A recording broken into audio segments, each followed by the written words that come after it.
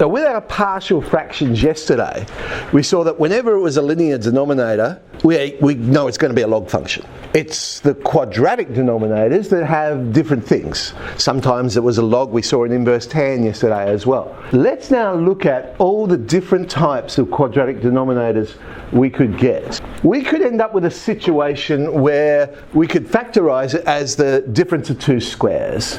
That would create two linear factors on the bottom, which we know will produce logs. Now, yes, sure, you could do it via partial fractions, but if we see this pattern of the difference of two squares, why not just go to the answer? We know it's going to be log.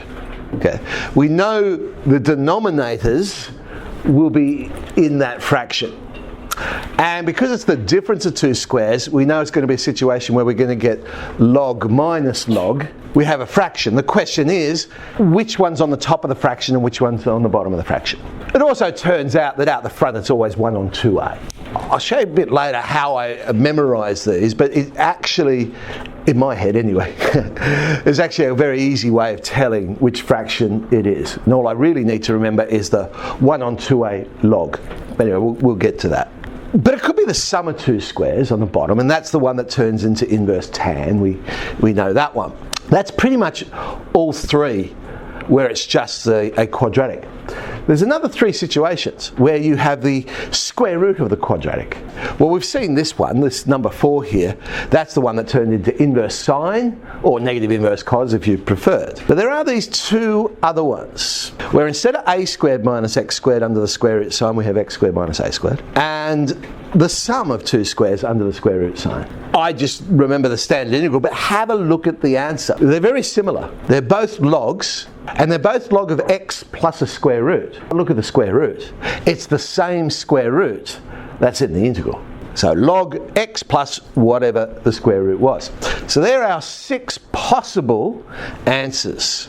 Let's just do a couple. So I've got 5 dx on x squared plus 4x plus 9. Now my first approach may have been doesn't factorise and to try and do that. Well, in this case, what multiplies together to give 9 adds together to give 4. That's not going to work out nice and easy. So what I do is complete the square on the bottom. So I can get it in the form of x squared plus a squared, something squared plus a constant.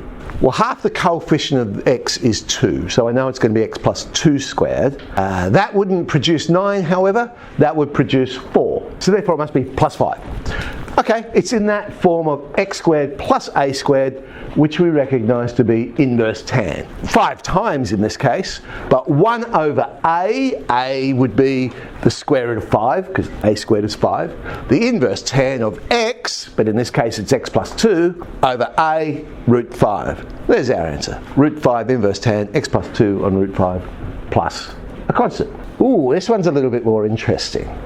It's a square root one, but also on the top we've got 3x plus 2. So what we do with this is we split it into 2 integrals. There's my answer. Now how did I get it?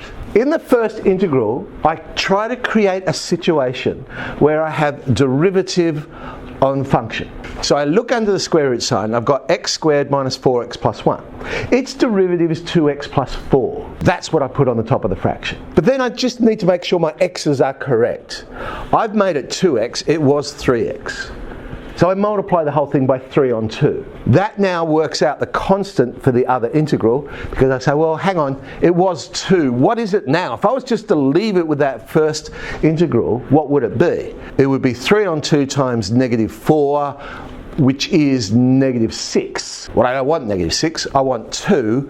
Therefore, there must be 8 in the other one. I now have 2 integrals. But because of the way I've set up this first integral, I've got du on root u, which is 2 root u. Bang, got it. The second one I will now do via completing the square. Now of course if you didn't see the du on root u in the first one, well then we do our substitution. And we say, well, u is x squared minus 4x plus 1 and do it that way.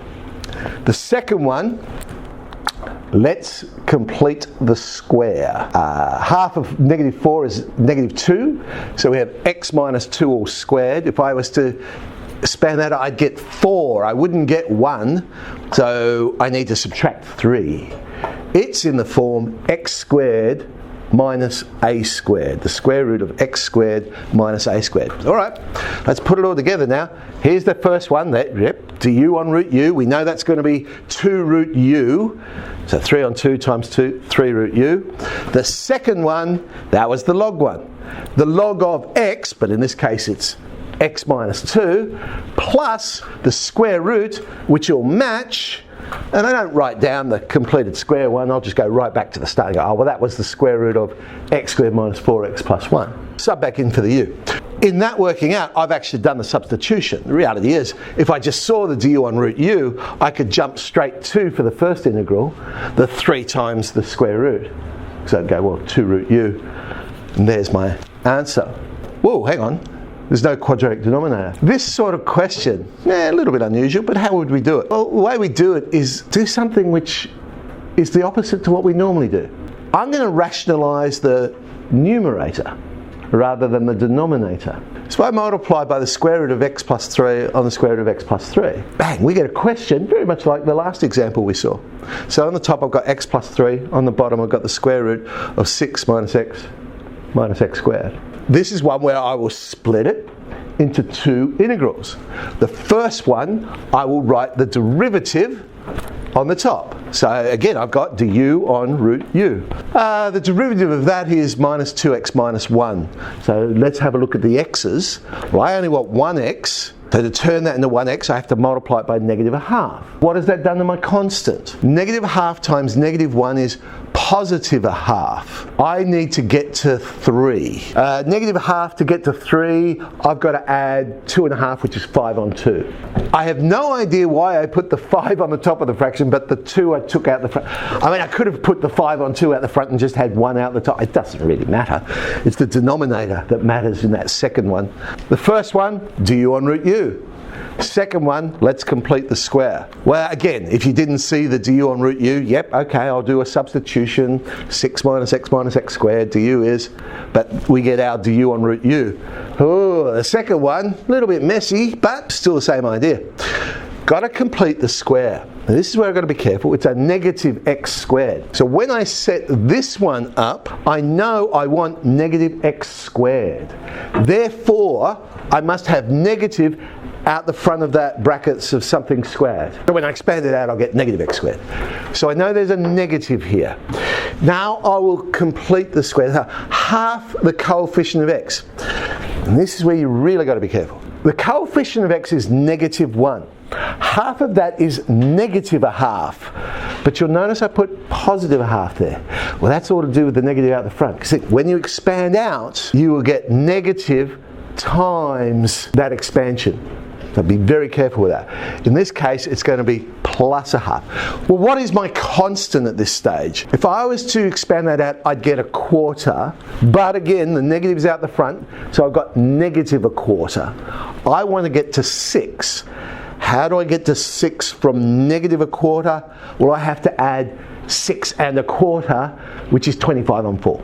We now have what we need. First one is du on root u. We know that's going to be 2 root u. Our second one is in the square root of a squared minus x squared. That's our inverse sine. Okay, well there it is. I'm not happy with that angle. I don't like fractions on fractions, but that's okay. I got the 2 out the front because remember it's over a. A in this case is 5 on 2. So the 2 will expand out. So that'll sort itself out. That's good. There it is. Minus the square root of 6 minus x squared.